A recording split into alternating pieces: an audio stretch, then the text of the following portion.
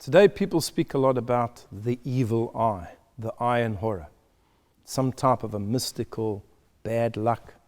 And there are all types of charms and amulets that are sold to protect people against the evil eye.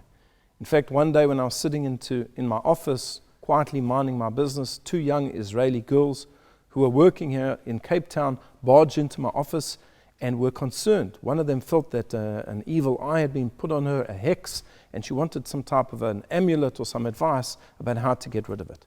What exactly does this mean, the evil eye? Is it something that Jews even believe in, or is it something that was just imported from the outside? And it would seem in this week's parasha that we have at least 2 references to the evil eye. One of them is where Jacob blesses his grandchildren, Ephraim and Manasseh. And the way that he blesses them, he says to them, "Vayidgu la'rov bekerev ha'aretz," that you should be as numerous as fish in the midst of the land. Why does he choose fish? Well, the obvious reason is because fish procreate. They have an enormous number of offspring. But the commentators also tell us that because fish are underwater and nobody is looking at them, they do not suffer from the evil eye. And again, later on in the parasha, when Jacob is blessing his own children, he refers to Joseph as Ben Porat Yosef, Ben Porat Ale Ayin.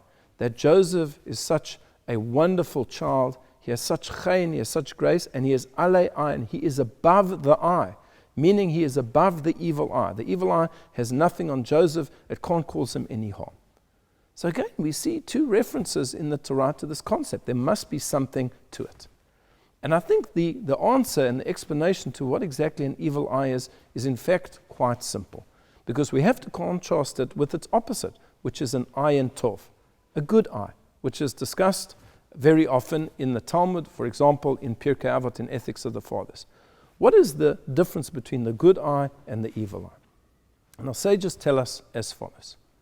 You have people in this world, when they look at others who are successful in some particular aspect, maybe they're successful in business, maybe they have a large family, maybe they're bright, maybe they're talented, they look upon that person and they resent the success that that person has.